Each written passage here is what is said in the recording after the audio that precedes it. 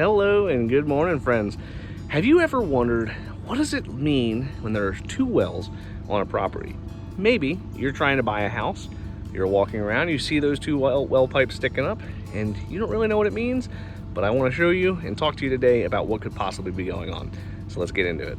So the first thing we need to discuss is what is the most common cause for you to have to replace your well entirely. And that's going to be that the well is no longer producing a sufficient amount of water, right? In our state, 1.0 gallons per minute is the required minimum in order for a well to be considered satisfactory. Now, over the course of time, you can have that well slowly start to deteriorate in its capability, right? Let's say, for example, that you have a large farm next to your house. Your well is only 100 feet deep, drilled at 5 gallons per minute. Pretty good well, right? But that farm that's behind your house gets developed, and let's just say that they put 40 houses back there. Well, with modern construction standards on a well water, you're going to have those new homes have a deeper well and more strict requirements than maybe your house, since your house is pre-existing. I usually see this on homes before 1980. That's usually where we start running into some shenanigans whenever it comes to new development, but just for the sake of argument, let's just stick with this, right? So we have our house with a 100-foot well drilled at 5 gallons per minute. The adjacent properties are now built. Their wells are 600 feet deep, and they're drilled at 7 gallons per minute. Well, as people start to move in and development continues and more people are living there on a permanent basis, they're going to start drawing more and more and more water. And over the course of time, depending on how close these houses are to you, they could inadvertently lower the water in that particular area. Is this a super common issue? No, but it can happen. Usually where we run into lower yielding wells is going to be the fractures in the rock, just plugging up, collapsing, or getting stuck up. So in our state, how the water works its way through is you got all these little fractures. One fracture might be a gallon, another fracture might be 2 gallons. Together, you get 3 gallons. Now, when you're drilling a well, you're going to punch a hole through as many of those fractures as you can hit. Sometimes you could have a big earthquake come through and it could squish those fractures, and those fractures could no longer be productive.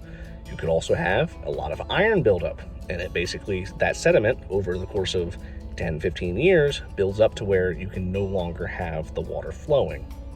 So we know what can cause a well to have to be drilled, but how do you figure out what the yield of a well is? And that's where it gets a little bit, difficult, but it's a fairly straightforward process. So the difficulty lies in, does your state regulate these standards, right? When you're drilling a well in Maryland, it is regulated. You have to be a licensed well driller, licensed pump installer, etc., in order to actually produce that well, and you have to prove it to the county and the state that this well is a sufficient well. Unfortunately, for an existing well, you don't have to do that as much. The only county in our state that has any kind of rules on an existing well is Baltimore County.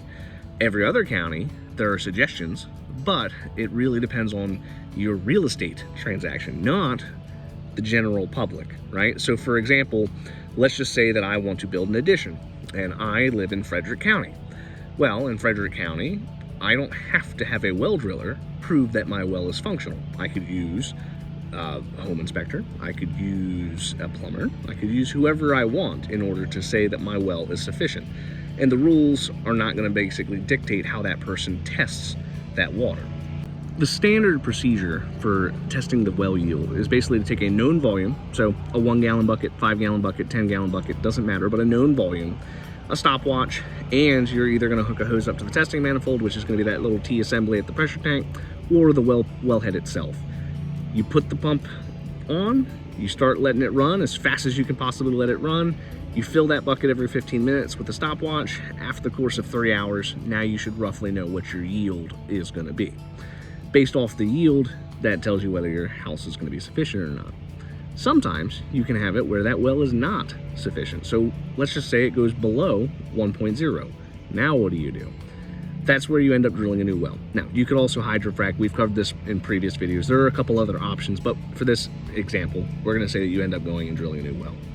So you drill your new well, and in our state, you have to have 2 wells that can produce a minimum of 0.5 per well That way you get a grand total of 1.0. So if you have a well that is less than 0.5, you must drill a new one, right? There's no getting around it. You can't just let that one slide.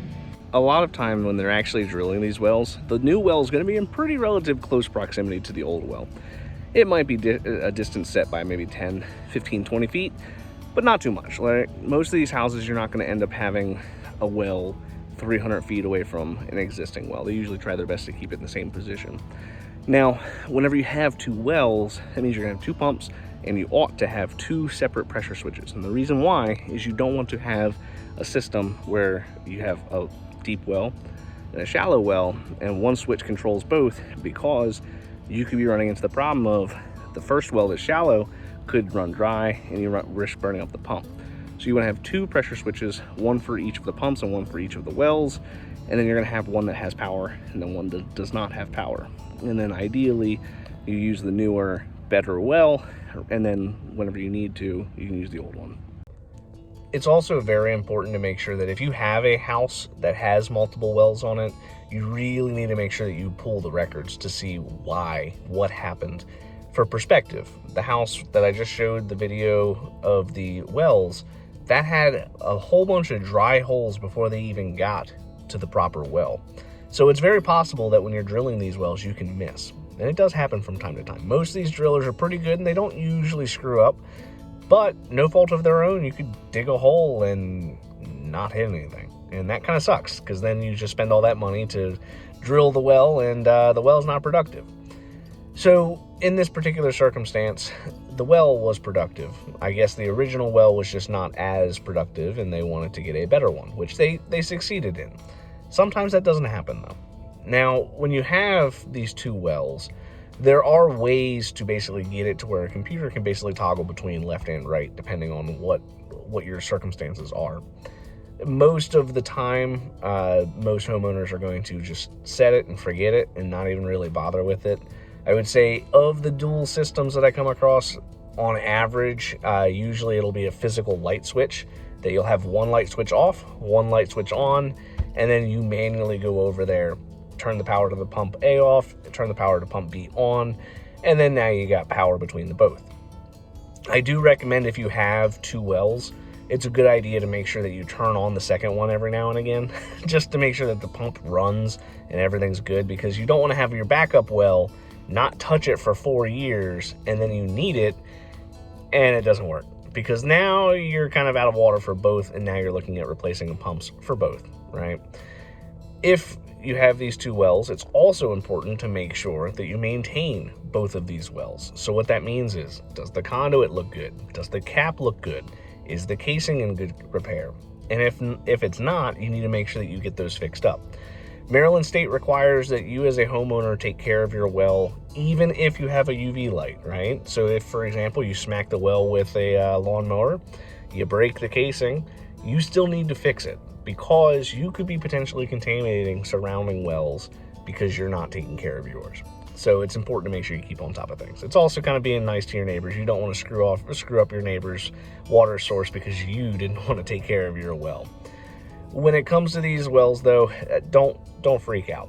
But it is definitely something to where if you are purchasing a house or looking at a house, if you see two wells on the property, you need to have a red flag go off and say, what could possibly be going on here? I need to investigate a little bit further to figure out why there are two wells on this property. Again, most houses have one, so if you have two, something's going on. Usually it's just low yield. But I hope that we got a little bit of information for you here. All right, I know we covered a lot of ground. If you found this entertaining or useful in any way, shape, or form, hit that like button, hit subscribe. I have more videos posted every day on the world of well and septic, and I look forward to talking to you guys tomorrow.